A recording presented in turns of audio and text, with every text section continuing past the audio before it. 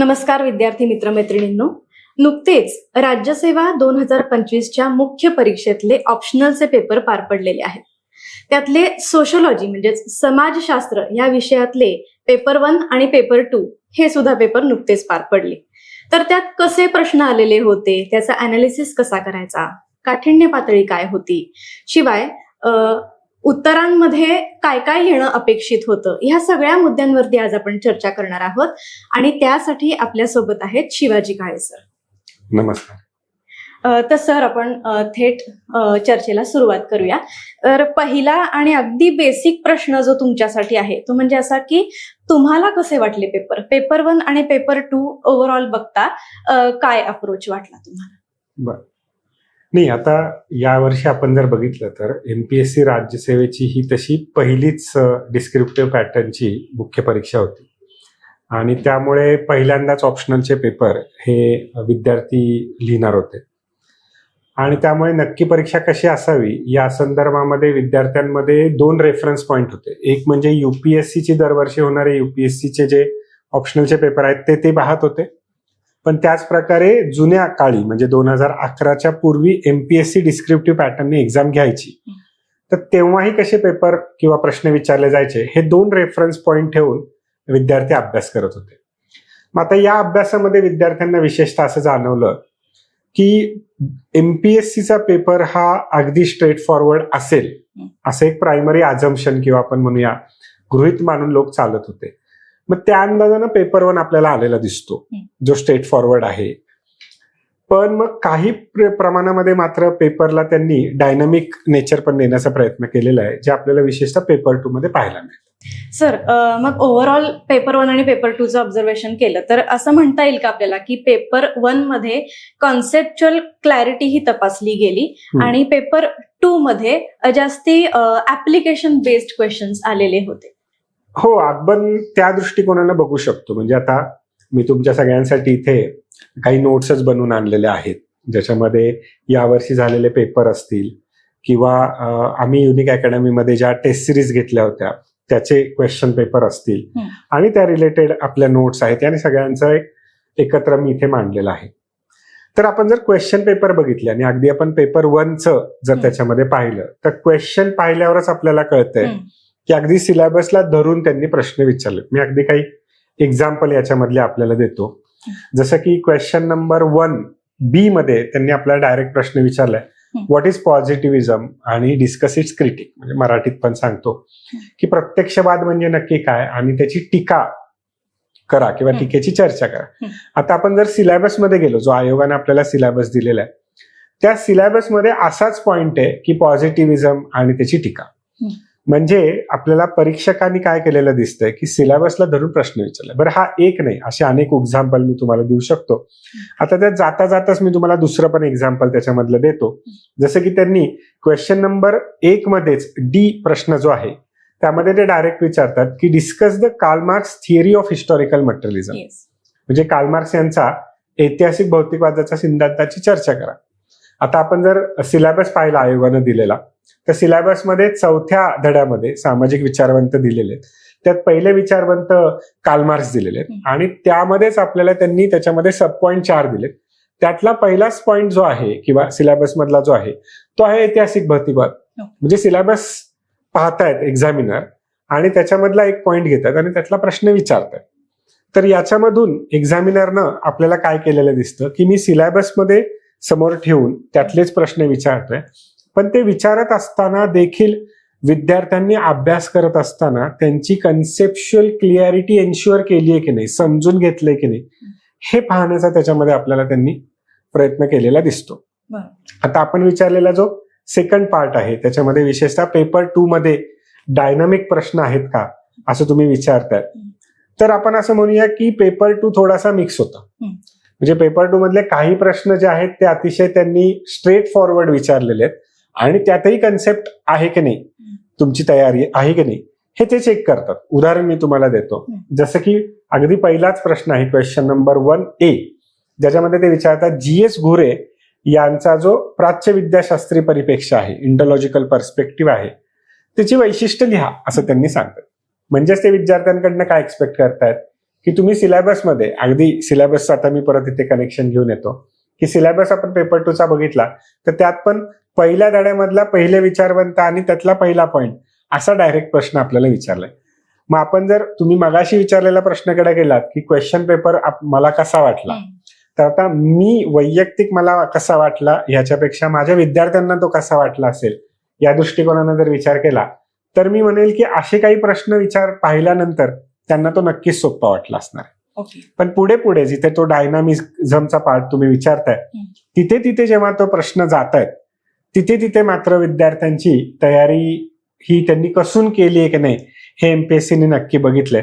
आता यातलंच तुम्हाला एक छान उदाहरण देतो बघा. पुन्हा एकदा 10 मार्काचा प्रश्न त्यांनी विचारलाय आणि तो विचारलाय त्यांनी न्यू एज्युकेशन पॉलिसी, जी 2020 साली आलेलं आपलं शिक्षण धोरण आहे त्याच्याशी संदर्भात सामाजिक बदलाच्या कनेक्शन ते आपल्याला करून विचारतात. म्हणजेच आता इथे ते चेक काय करतायत की तुम्ही सिलेबस मधला सोशल चेंजचा धडा शिकलेला आहात का, वाचलेला आहात का, आणि त्यामध्ये त्यांनी एक पॉईंट दिलेला आहे, सब पॉईंट, एज्युकेशन आणि सोशल चेंज म्हणजे शिक्षण आणि सामाजिक बदल.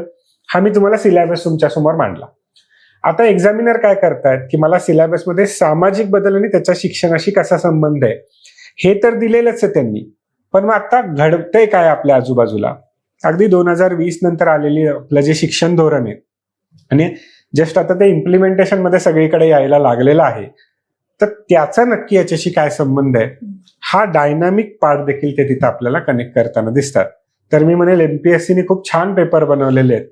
त्यांनी खूप छान सुवर्ण मध्य गाठलेला आहे ज्याच्यामध्ये कन्सेप्च्युअल क्लिअरिटी पण ते इन्शुअर करतात विद्यार्थ्यांकडून.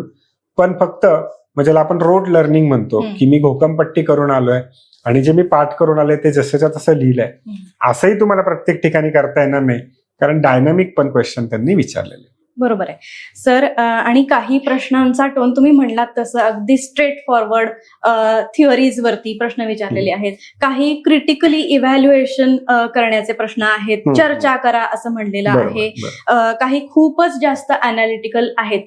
तर अशी सुद्धा काही उदाहरणं आपण बघू शकतो का? नाही, आता पेपरमध्ये त्यांनी आहे ना खूप वेगवेगळ्या प्रकारे क्वेश्चनला डिरेक्टिव्ह वर्ड्स दिले. मग आता इथे मी थोडंसं डिरेक्टिव्ह वर्ड्स मध्ये काय ते थोडंसं आपल्या विद्यार्थी मित्रमैत्रिणींसाठी थोडंसं एक्सप्लेन करतो. म्हणजे क्वेश्चनचं एक स्टेटमेंट आहे आणि त्याला तुम्हाला कशा प्रकारे उत्तर द्यायचंय त्याला म्हणतात डिरेक्टिव्ह वर्ड. म्हणजे उदाहरण आपण घेऊया.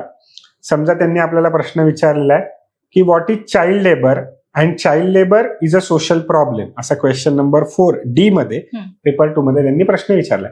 पण पुढे ते म्हणतात एक्सप्लेन करा, म्हणजे ही गोष्ट एक्सप्लेन करा, चाइल्ड लेबरला एक्सप्लेन करा. पण त्याच्या पुढे जर तुम्ही बघितलं तर त्यांनी अजून एक प्रश्न विचारलाय की honour killing as a violence against woman. म्हणजे आपल्याला आपल्या आजूबाजूला महिलांच्या हिंसाचाराच्या संदर्भात विशेषतः आंतरजातीय किंवा आंतरधर्मीय विवाह जिथं होताना दिसतो तिथं ऑनर किलिंगच्या घटना आजही घडताना दिसतात. पण ते सांगत असताना ते म्हणतात एक्सप्लेन विथ एक्झाम्पल. म्हणजे आता फक्त स्पष्टीकरण इथे तुम्हाला सफिशियंट नाहीये, तुम्हाला उदाहरणं द्यावी लागतील की खरंच असं घडतंय का. आणि इथे उदाहरण देताना पण आपल्याला आवर्जून काय करावं लागेल, तर आपल्याला 1960 मधलं उदाहरण इथे फार समर्पक नाही, ते चुकीचं नाहीये. पण आज 2026 चालू आहे, आपण आज पेपर लिहितोय, तर या आजच्या काळामध्ये या दशकामध्ये घडलेल्या ज्या घटनांमुळे समाजामध्ये मोठ्या प्रमाणावर चर्चा मांडली गेली, ज्याच्यावरून महिलांच्या हक्काविषयी, महिलांच्या सुरक्षेविषयी समाजामध्ये मोठ्या प्रमाणावर चर्चा आली, वादविवाद झाले, त्यातली काही उदाहरणं तुम्ही जे एक्झामिनरलाही माहिती असणं अपेक्षित आहे अशी तुम्ही तिथे मांडली पाहिजे. बरोबर आहे. आणि सर मगाशीच आपल्या बोलण्यामध्ये असं आलं की म्हणजे आपण टेस्ट सिरीज घेतो युनिटमध्ये परीक्षेच्या आधी, तर तशी याही वेळेला आपण घेतलेली होती.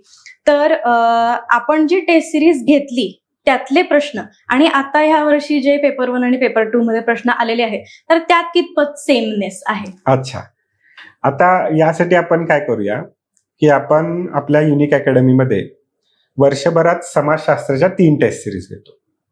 मग त्याच्यामध्ये आपण फेब्रुवारी ते मे या महिन्यामध्ये आपण मेंटरशिप कम आन्सर रायटिंग प्रोग्राम घेतो. जनरली प्रिलिम्स होते मे महिन्यामध्ये, जूनमध्ये मेन एक्झामिनेशन असते. त्यामुळे मुख्य परीक्षेसाठी म्हणजे मेन टेस्ट सिरीज MTS आपण त्याला म्हणतो, ती आपण घेतो, जी जून, जुलै, ऑगस्ट या महिन्यामध्ये फोकस्ड असते. आणि मग परत एकदा आपण सप्टेंबर, ऑक्टोबर, नोव्हेंबर या 3 महिन्याच्या आसपास आपण फ्रीडम मॉड्यूल फॉर सोशियोलॉजी असं घेतो. म्हणजे साध्या सोप्या शब्दात आपण म्हणलं तर वर्षामध्ये 3 वेळा विद्यार्थ्यांना टेस्ट सिरीज लिहिण्याची संधी आपल्याला समाजशास्त्र विषयासाठी युनिक अकॅडमीमध्ये असते. पण आता तसं बघितलं तर MPSCने पहिल्यांदाच डिस्क्रिप्टिव्ह पॅटर्नची मुख्य परीक्षा राबवली होती. तर त्यांच्यासाठी अतिशय विस्तृत स्वरूपामध्ये 16 टेस्टची एक टेस्ट सिरीज आपण घेतली होती, ज्याला आपण मेंटरशिप कम आन्सर रायटिंग प्रोग्राम असं आपण म्हणलो होतो. आणि या टेस्टमध्ये आपण वेगवेगळ्या प्रकारे तिला डिवाइड केलं होतं, ज्यात 100 मार्काच्या काही टेस्ट होत्या, 150 मार्काच्या काही टेस्ट होत्या आणि फुल लेंथ टेस्ट ज्या 250 मार्काच्या आपण म्हणतो, जसं आयोग परीक्षा घेतं तशा टेस्ट होत्या. आता याचे जे आपण क्वेश्चन पेपर्स काढले मागचे पाहून आणि त्याचबरोबर आपण संलग्न परीक्षा ज्या आपल्या मधल्या काळामध्ये घेतल्या त्याचे जर क्वेश्चन पेपर काढले तर मला सांगायला अतिशय आनंद होईल की युनिक अकॅडमीने घेतलेल्या टेस्ट सिरीज मधून आत्ताच्या झालेल्या पेपर 1 मध्ये 36 प्रश्नांपैकी 31 प्रश्न हे त्याच्याशी रिलेटेड आहेत. आणि पेपर 2 मध्ये जो डायनामिक आहे आणि जो प्रेडिक्ट करणं फारच अवघड असतं असं नेहमी म्हणलं जातं आणि ते बरोबरपणे त्याच्यामध्ये पण आपण जर पाहिलं तर जवळजवळ 15 क्वेश्चन हे 34 क्वेश्चन्स मधून आपल्याला लिहायला आले. आणि तुम्हाला नक्की मी हे सांगेल, प्रश्नपत्रिकेमध्ये जरी आपल्याला इथे 34 क्वेश्चन दिलेले असतात तरी 34 नसतात लिहायचे, आपल्याला लिहायचे असतात आपल्याला 19च प्रश्नांची उत्तरं. तर पेपर 2 साठी देखील 19 प्रश्नांपैकी 15 प्रश्न आपल्या टेस्ट सिरीजच्या रिलेटेड आलेले. आणि त्याच्या पुढे पण मी जाऊन सांगेल, टेस्ट सिरीज तर अगदी आपण काय करतो, जे विद्यार्थी आपल्याकडे येतात लिहितात त्यांना आपण चेक करून देतो, गायडन्स करतो, त्यांना त्याचा खूप फायदा होतो. त्यामुळे मी सगळ्यांना आवर्जून सांगेल की टेस्ट सिरीज ही लिहिलीच पाहिजे. पण आपलं एक पुस्तकही आहे सोशियोलॉजी डिकोडेड नावाचं, इंग्रजी माध्यम असल्या मुलांसाठी इंग्लिशमध्ये उपलब्ध आहे. मराठी मधल्या विद्यार्थ्यांसाठी आपण समाजशास्त्र डिकोडेड नावानं ते पुस्तक आपण पब्लिश केलेलं आहे. त्याच्यामध्ये प्रश्न उत्तर स्वरूपामध्येच आपल्याला ह्या सगळ्या गोष्टी दिलेल्या आहेत. तर तुम्ही त्याच्यामधलं मराठीतलं आपलं जर समाजशास्त्र डिकोडेड हे पुस्तक काढून पाहिलं आणि त्यातले क्वेश्चन्स तुम्ही पाहिले तर प्रश्नपत्रिका पेपर 1 ची तुम्ही समोर ठेवा आणि आपलं समाजशास्त्र डिकोडेड पुस्तक हे तुम्ही समोर ठेवा आणि त्यातले किती प्रश्न तुम्हाला तिथे आलेले दिसत आहेत हे तुम्हाला पाहायला मिळेल. आणि हे पुस्तक आपलं जवळजवळ आता वर्षभर मार्केटमध्ये उपलब्ध आहे.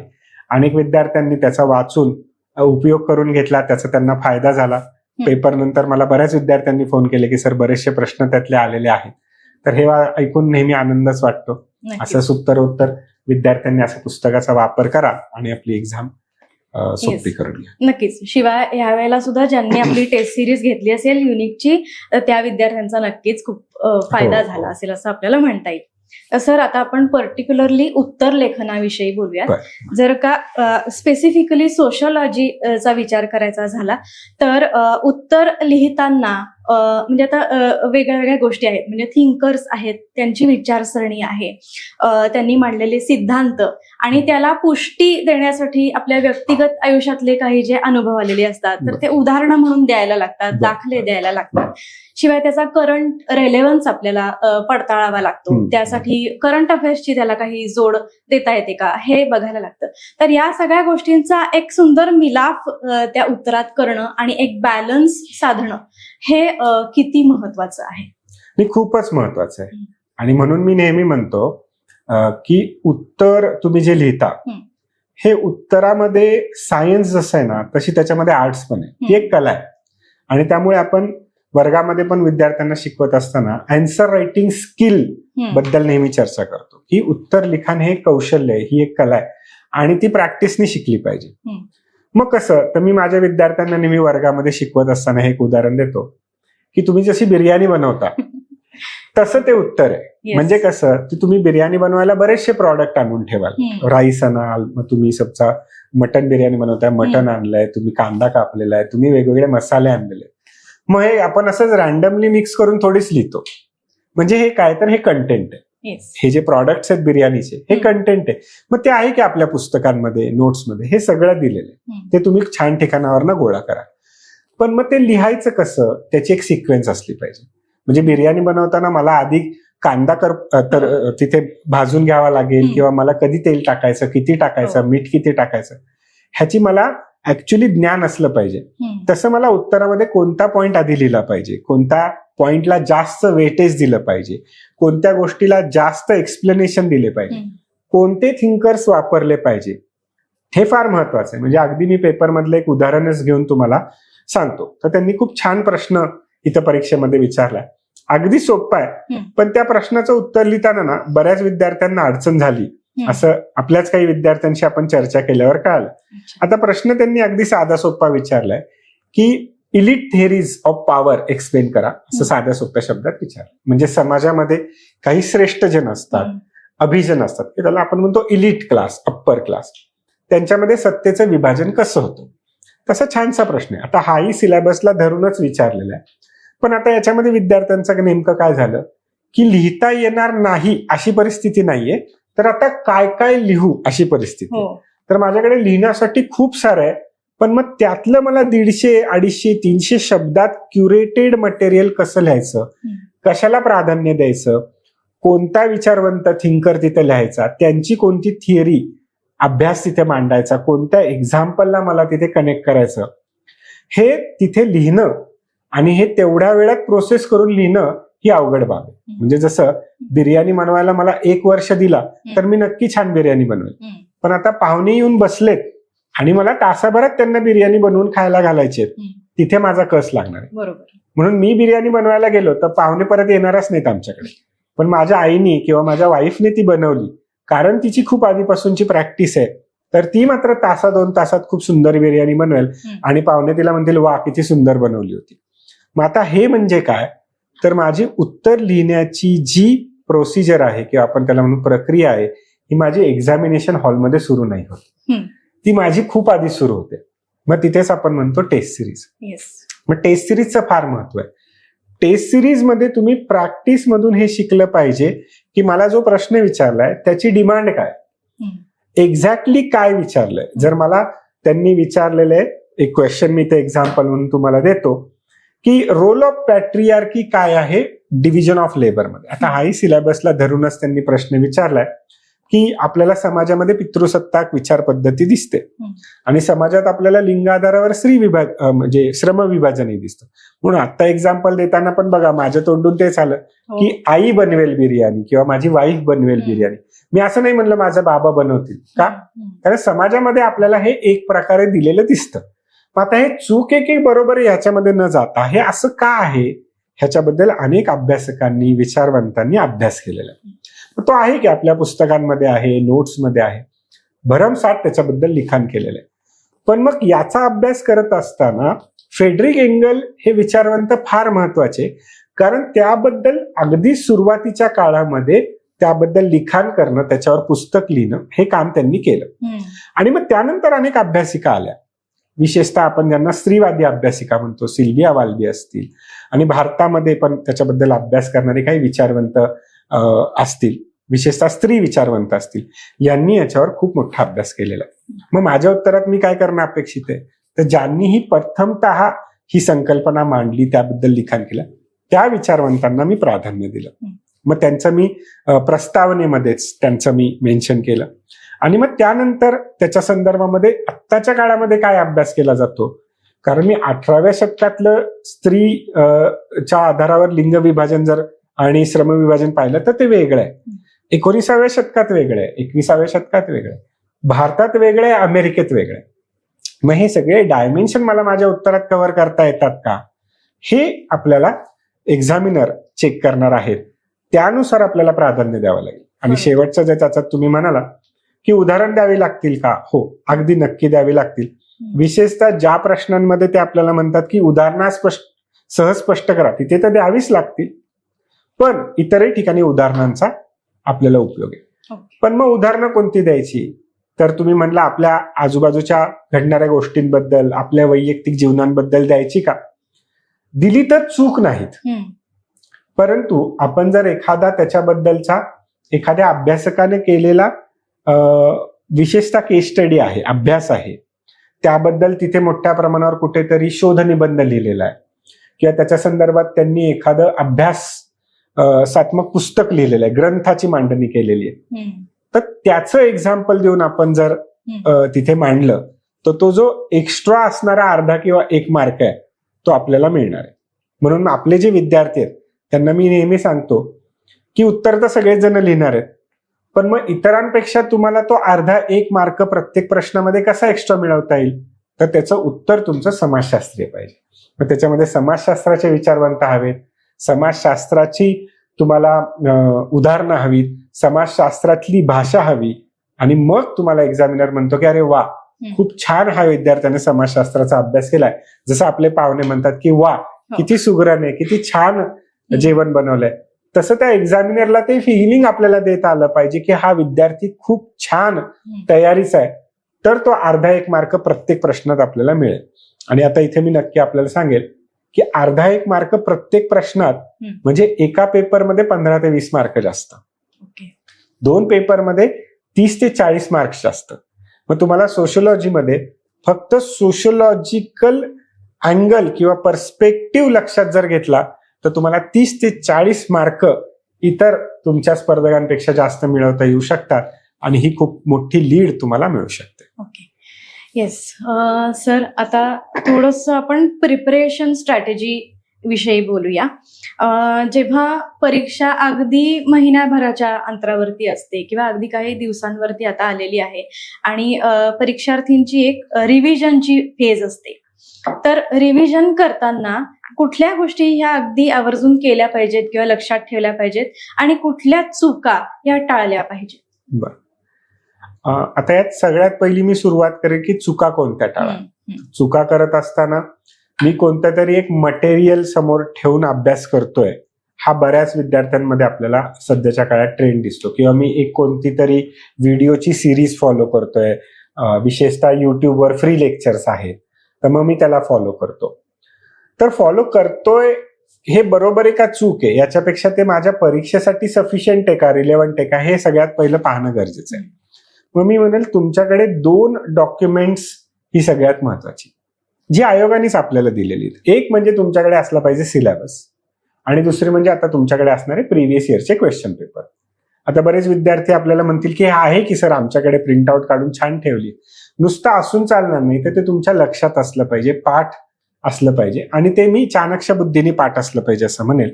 का? कारण आता जेव्हा मी क्वेश्चन पेपर बघतो तेव्हा क्वेश्चन वाचल्या वाचल्या मला तो माझ्या सिलेबसशी कनेक्ट करता आला पाहिजे. म्हणजे माझ्या डोक्यामध्ये एक सोशिओलॉजीचं फ्रेमवर्क तयार होतं की अच्छा, या फ्रेमवर्कच्या आतमध्ये प्रश्न विचारतायत. मग माझा काय झाला, माझा लोकस एरिया फिक्स झाला. आता या लोकस एरियामध्ये, या बाउंड्रीच्या आतमध्ये मला तयारी करायची. मग मला काही फोकस पॉइंट्स डिफाईन करून ठेवावे लागतील की बाबा सिलेबसमध्ये एवढे टॉपिक्स दिलेले, आता यातले कोणते टॉपिक्स असे आहेत जे मी खूप जास्त डेप्थमध्ये जाऊन तयारी करण्याची अपेक्षा. तसं बघितलं तर सिलेबसमधले सगळेच टॉपिक्स हे महत्वाचे असतात, पण काही टॉपिक्सवर प्रश्नांची संख्या जास्त येते आणि काही टॉपिक्सवर डायरेक्टली जरी प्रश्न नाही विचारलेला आहे तरी त्याचा रिलेव्हन्स इतर उत्तरांमध्ये खूप जास्त आहे. उदाहरण आपल्याला देतो मी की आपला जो सिलेबस मधला 4था टॉपिक आहे पेपर 1 मधला, समाजशास्त्रीय विचारवंत, याच्यावर प्रश्न डायरेक्ट पण अनेक विचारले जातात, पण इनडायरेक्टली मी म्हणेल की ऑलमोस्ट तुमच्या सगळ्या उत्तरांमध्ये कुठल्या ना कुठल्या विचारवंतांचा रेफरन्स हा येणारच आहे. मग सगळ्यात महत्वाचा टॉपिक आपल्यासाठी झाला विचारवंत, तर त्याची मी आवर्जून जास्त तयारी करेल. बरोबर. मग ही तयारी करत असताना मी चांगल्या नोट्सला रेफर करेल. मग नोट्स कोणत्या चांगल्या आहेत, तर बाजारातलं मी एखादं कोणतं तरी पुस्तक आणलं आणि तेच मी घोकमपट्टी करून पाठ करून टाकतो, तर हा अप्रोच थोडासा टाळावा, विशेषतः जे विद्यार्थ्यांकडे अभ्यासासाठी वेळ आहे. आता तुमची एक्झामिनेशन अगदी 1-2 महिन्यावर आली, तर त्यावेळेस तुमच्याकडे दुसरा कुठलाही पर्याय नाहीच आहे. त्यावेळेस तुम्ही एक पुस्तक घेऊ शकता, एक टेस्ट सिरीज घेऊ शकता आणि त्याला फॉलो करू शकता.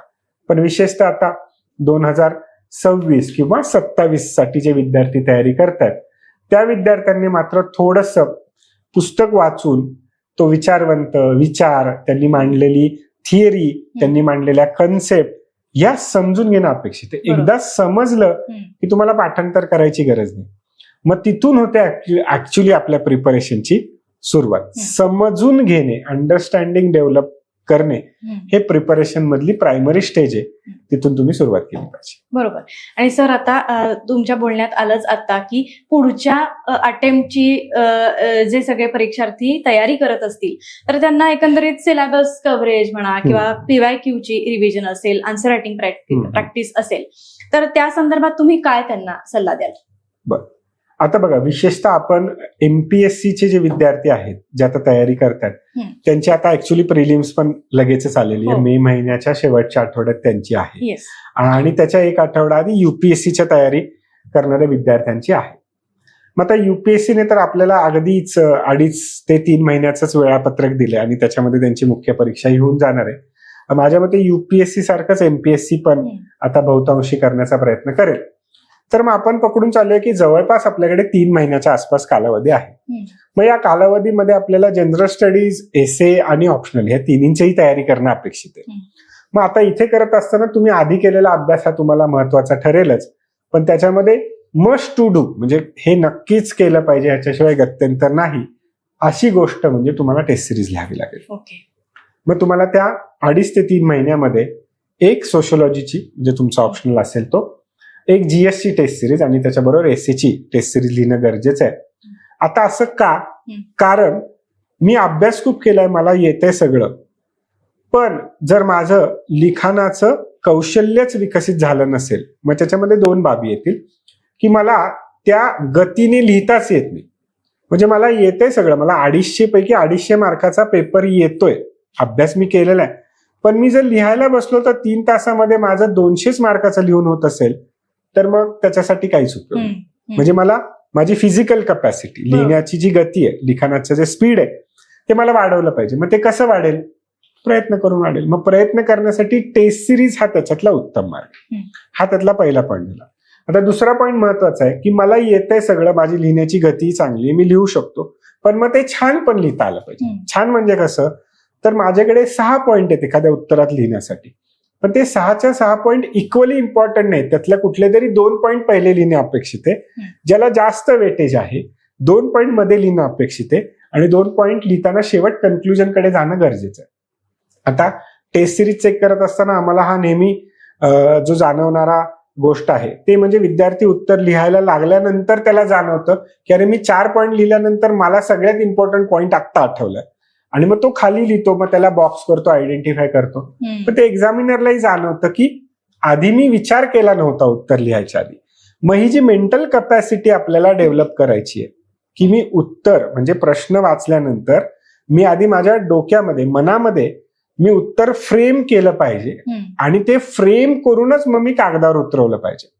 आता मगाशी जसं आपण एक्झाम्पल घेतलं तर मला 3 तासाच्या ऐवजी 6 तास दिले तर हा आपलाच विद्यार्थी छान लिहिल की समाजशास्त्राचा पेपर, पण मग तिथे 3 तासात पूर्ण करायचं. म्हणजे क्वेश्चन वाचल्यानंतर मला एक 10 मार्काचं उत्तर लिहिण्यासाठी जवळजवळ 7.25 मिनिटाचा वेळ आहे.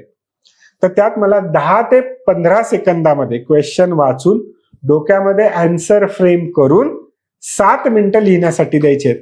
एवढं त्याच्यामध्ये सायन्स आहे. तर हे सायंटिफिक अनालिसिस आपल्याला मांडता आलं पाहिजे. हे एकदा सायन्स कळालं की मग तुम्ही त्याला कौशल्य विकसित करताना ते किती छान प्रकारे करता, ते त्यात आर्ट पण आहे. मग सायन्स आणि आर्ट दोन्ही आहे प्रिपरेशन मध्ये बघा. Yes, absolutely. सर, तर आता शेवटचा प्रश्न तुमच्यासाठी तो म्हणजे हाच आहे की तुमच्यासाठी एक आयडियल ऍस्पायरंट हा कसा असावा, किंवा असं म्हणूयात आपण की एक विद्यार्थी आणि एक ऍस्पायरंट ह्यामध्ये काय फरक आहे, त्या ऍस्पायरंट मध्ये काय वेगळं असतं? अच्छा, नाही मग आपण शब्दालाच पकडूया. विद्यार्थी या शब्दाचा अर्थ आहे जो विद्या अर्जन करण्यासाठी प्रयत्नशील असतो, तो ज्ञान मिळवण्यासाठी प्रयत्नशील आहे. पण ऍस्पायरंट कोण आहे, इच्छुक कोण आहे?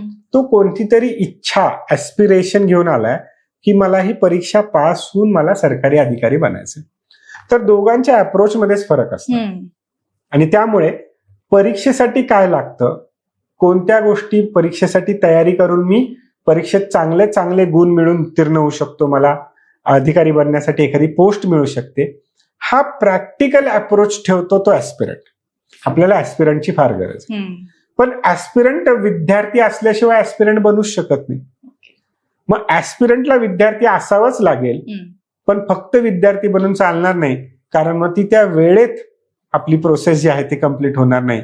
म्हणून विद्यार्थ्याचं आणि ॲस्पिरंटचं कॉम्बिनेशन आपल्याला इथं हवंय. Okay sir, all in all खूप छान इन्साइटफुल अशी ही आजची चर्चा झाली आणि तुम्ही ज्या प्रकारे अनालिसिस सांगितलं आहे आणि ज्या प्रकारे आपण ऑल इन ऑल सगळ्याच बाबींविषयी सुंदर चर्चा झालेली आहे, तर ह्या सगळ्याचा नक्कीच आपल्या परीक्षार्थींना छान उपयोग होईल. Thank you so much sir. Thank you.